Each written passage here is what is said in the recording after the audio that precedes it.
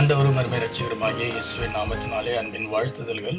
இந்த நாளிலே ஏசாயா தீர்க்க தரிசன புஸ்தகத்திலே 9ஆம் அதிகாரம் முதல் 12ஆம் அதிகாரம் வரைக்கும் நாம் தியானிக்க இருக்கிறோம்.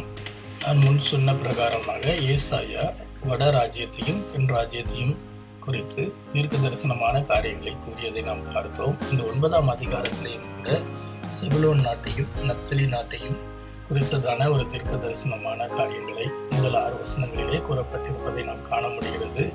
இந்த செபுலோன் நப்தலி நாடுகள் வடக்கு ராஜ்யத்திலே இருந்ததான நாடுகளாக கோத்திரங்களாக காணப்படுகிறது. இந்த சம்பவத்தை 2 ராஜாக்களின் புஸ்தகம் 15ஆம் அதிகாரம் 29ஆம் வசனத்திலே நாம் வாசிக்க முடியும். இஸ்ரவேலிலே பெக்கா ராஜாவாக இருந்ததான காலத்திலே நப்தலி தேசத்தை அசிரியாவின் ராஜாவாகிய திக்லாத்-பிலேசர் பிடித்ததை குறித்ததான வார்த்தையை நாம் அங்கு காண முடிகிறது. ஆகவே இந்த வசனங்கள் அதற்கு முன்பாகவே தீர்க்க தரிசனமாக உரைக்கப்பட்டதாக நாம் பார்க்கிறோம். தொடர்ந்து நாம் 6ஆம் வசனத்திலிருந்து பார்க்கும் பொழுது இயேசு கிறிஸ்துவை மேசியாவாக அவர் இந்த உலகத்திலே பாலகனாக பிறப்பதின் அடையாளமாக ஏசாயா தீர்க்க தரிசனமாக கூறிய வார்த்தையை நாம் இங்கு காண முடியும். நமக்கு ஒரு பாலகன் பிறந்தார், நமக்கு ஒரு குமாரன் கொடுக்கப்பட்டார், கர்த்தத்துவம் அவர் தோளின் மேல் இருக்கும், அவர் நாமம் அதிசயமானவர், ஆலோசனை கர்த்தா, வல்லமை உள்ள தேவன், நித்திய பிதா, சமாதான பிரபு எனப்படும் என்பதாக இந்த வசனம் கூறுகிறது. தொடர்ந்து 7ஆம் வசனம், தாவீதின் சிங்காசனத்தையும் அவனுடைய ராஜ்யத்தையும் அவர் திடப்படுத்தி அதை இது முதற்கொண்டு என்றென்றைக்கும் நியாயத்தினாலும் நீதியினாலும் நிலைப்படுத்தும்படிக்கு அவருடைய கர்த்தத்துவத்தின் பெருக்கத்துக்கும் அதன் சமாதானத்துக்கும் முடிவில்லை, சேனைகளின் கர்த்தருடைய வைராக்கியம் இதை செய்யும் என்பதாக நாம் பார்க்கிறோம். இயேசு கிறிஸ்துவின் பிறப்பிற்கு பல நூற்றாண்டுகளுக்கு முன்பாகவே ஏசாயா இந்த தீர்க்க தரிசனமான வார்த்தைகளை உரைத்திருந்தாலும் இயேசு இந்த உலகத்திலே பிறந்து அவர் இந்த உலகத்திலே ஊழியம் செய்ததான நாட்களிலே யூதர்கள் அவரை மேசியாவாக ஏற்றுக்கொள்ளாததை நாம் காண முடிகிறது. அவர்கள் ஏசாயா தீர்க்க தரிசன புஸ்தகத்திலே சொல்லப்பட்டதான இந்த வார்த்தையை நம்பாததையே அது காட்டுகிறதாக இருக்கிறது.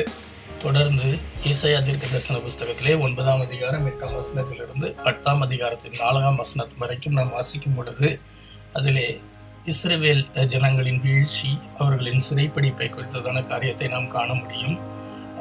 இந்த சம்பவத்தை 2 ராஜாக்களின் புஸ்தகம் 16ஆம் அதிகாரத்திலேயும் நாம் வாசிக்கக்கூடும்.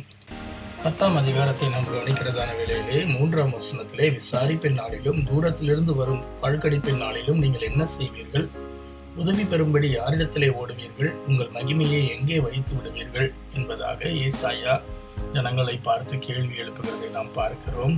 அதே போல நாம் 5ஆம் வசனத்தை வாசிக்கும் பொழுது, என் கோபத்தின் கோலாகிய அசீரியனுக்கு ஐயோ, அவன் கையில் இருக்கிறது என் சினத்தின் தண்டாயுதம் என்பதாக ஆண்டவர் உரைக்கிறதாக நாம் பார்க்கிறோம். அதாவது அசீரியரை தேவனுடைய கோபத்தின் வெளிப்பாடாகவே அனுப்பி இஸ்ரவேல் ஜனங்களை சிறைப்படுத்திக் கொண்டு போவதை, அவர்களை தண்டிப்பதை நாம் காண முடிகிறது.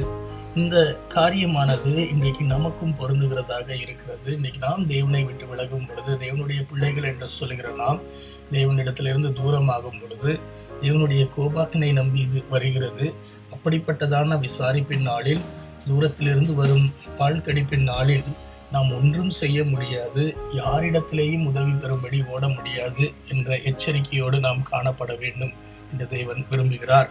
அதே சமயத்திலே 12ஆம் வசனத்திலிருந்து 19ஆம் வசனத்தை நாம் வாசிக்கிறதான பொழுது அதிலே ஆண்டவர் அசீரியாவின் ராஜாக்களுடைய பெருமையான நெஞ்சின் விலையையும் கண்களின் மேட்டுமையான பார்வையையும் விசாரிப்பார் என்பதாக கூறப்பட்டிருக்கிறது. அதாவது தேவனுடைய பிள்ளைகள் தவறு செய்ததினாலே அசீரிய ராஜாவை அவர்களுக்கு விரோதமாக அனுப்பினாலும், அவர்களை சிறைப்படுத்திக் கொண்டு போகும்படியாக தேவன் அனுப்பினாலும், தேவன் அசீரியரை அங்கீகரிக்கவில்லை, அவர்களும் ஒரு நாள் வீழ்த்தப்படுவார்கள் என்பதையே குறிப்பதாக நாம் இங்கு காண்கிறோம். எப்படி இஸ்ரவேல் ஜனங்கள் தேவனுக்கு பிரியமில்லாமல் வாழ்ந்த பொழுது எகிப்திலே அடிமையாக காணப்பட்டாலும் எகிப்திற்கு விரோதமாக தேவனுடைய கை எப்பொழுதும் ஓங்கிக் கொண்டே இருந்ததோ, அசீரியருடைய ராஜ்யத்தின் மேலும் தேவனுடைய கோபாக்கினை இருக்கிறது என்பதை தேவன் வலியுறுத்துகிறதை நாம் பார்க்கிறோம். 20ஆம் வசனத்திலிருந்து 34ஆம் வசனத்தை நாம் வாசிக்கும் பொழுது, இஸ்ரவேலில் மீதியானவர்களும் யாக்கோபின் வம்சத்தில் தப்பினவர்களும் பின்னொரு பொழுதும் தங்களை அடித்தவனை சார்ந்து கொள்ளாமல் இஸ்ரவேலின் பரிசுத்தராகிய கர்த்தரை உண்மையாய் சார்ந்து கொள்வார்கள், அப்படி மீதியாக இருப்பவர்கள் வல்லமையுள்ள தேவனிடத்திலே திரும்புவார்கள் என்று பார்க்கிறோம். அதாவது சிறைப்பிடித்து கொண்டு போகப்பட்டாலும் ஜனங்கள் தேவனிடத்திலே திரும்புவார்கள், அதே சமயத்திலே மறுபடியுமாக அவர்கள் தங்கள் தேசங்களுக்கு திரும்புவார்கள் என்பதை உணர்த்தும் விதமாக இந்த வார்த்தைகளை நாம் பார்க்க முடிகிறது. தேவன் அந்த நாட்களிலே அசீரியருக்கு நியாய தீர்ப்பை அருளுவார் என்பதை நாம் நிச்சயமாக அறிந்து கொள்ள முடியும். 24ஆம் வசனம், ஆகையால் சியோனில் வாசமாயிருக்கிற என் ஜனமே, அசீரியனுக்கு பயப்படாதே. அவன் உன்னை கோலால் அடித்து எகிப்திரை போல் தன் தண்டாயுதத்தை உன்மேல் ஓங்குவான். ஆனாலும் இன்னும் கொஞ்சம் காலத்துக்குள்ளே என் உக்கிரம் அவர்களை சங்கரிக்கப் போகிறதுனால் என் கோபமும் தீர்ந்து போம் என்று சேனைகளின் கர்த்தர் சொல்கிறார் என்று நாம் பார்க்கிறோம். ஆகவே நிச்சயமாக அசீரியருக்கும் அழிவு உண்டு. அவர்களுடைய வீழ்ச்சியும் இஸ்ரவேலருடைய கரத்திலே உள்ளது என்பதை தேவன் உணர்த்தும்படியாக இதை சொல்கிறதை நாம் பார்க்கிறோம். 11ஆம் அதிகாரத்திலே நாம் வாசிக்கிறதான வேளையிலே முதல் வசனத்திலே ஈசா என்னும் அடிமரத்திலிருந்து ஒரு துளிர் தோன்றி அவன் வேர்களிலிருந்து ஒரு கிளை எழும்பும் என்று தீர்க்க தரிசனம் உரைக்கப்படுகிறதை நாம் பார்க்கிறோம்.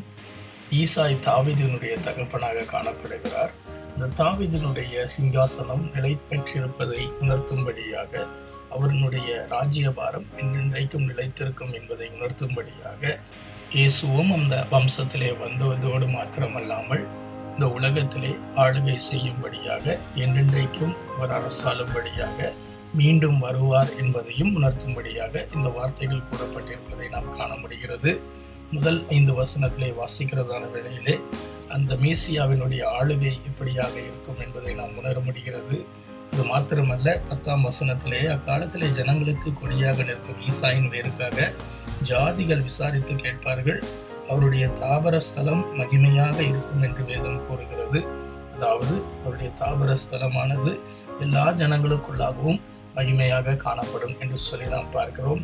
11ஆம் 12ஆம் வசனத்திலே அசிரியாவிலும் எகிப்திலும் பத்ரோசிலும் எத்தியோப்பியாவிலும் பெர்சியாவிலும் ஸ்னேயாரிலும் இருக்கிறதான ஜனங்களை, தம்முடைய ஜனத்தில் மீதியானவர்களை மீட்டுக்கொள்ள திரும்ப 2ஆம் கர்த்தர் கரத்தை நீட்டுவார்.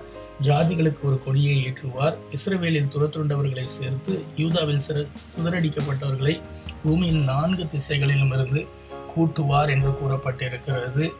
இஸ்ரவேலர்களுடைய எதிரிகளையோ தேவன் மடங்கடிக்க செய்வார். அவர்கள் துரத்தப்படுவார்கள்.